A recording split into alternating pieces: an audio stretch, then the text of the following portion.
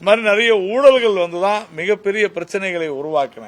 என்னென்ன ஊழல்னு பார்த்தோம் என்றால் 2G ஊழல் மிகப்பெரியது, 1.76 லட்சம் கோடி. என்னது கேட்கலாம்.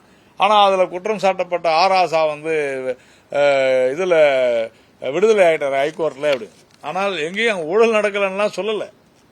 ஆராசாக்கு சாட்சி இல்லை, அவ்வளவுதான். இப்ப இது அப்பீல் போய்கிட்டு இருக்குது.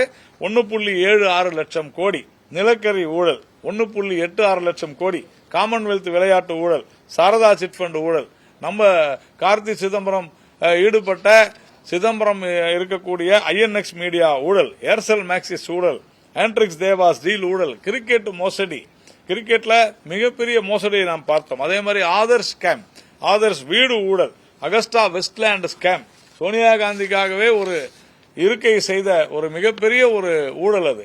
அதே மாதிரி கொள்முதல்ல, இயற்கை வளங்கள்ல, தேச பாதுகாப்பு கொள்முதல் எல்லாவற்றிலும் ஊழல்.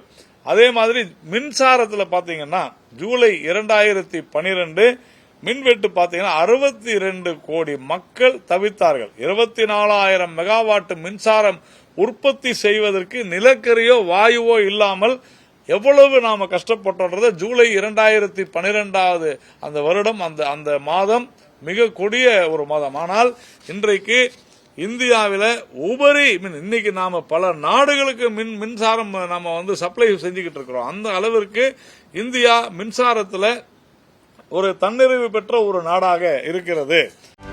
செய்திகளை உடனுக்குடனும் துல்லியமாகவும் தெரிந்து கொள்ள சப்ஸ்கிரைப் பண்ணுங்க.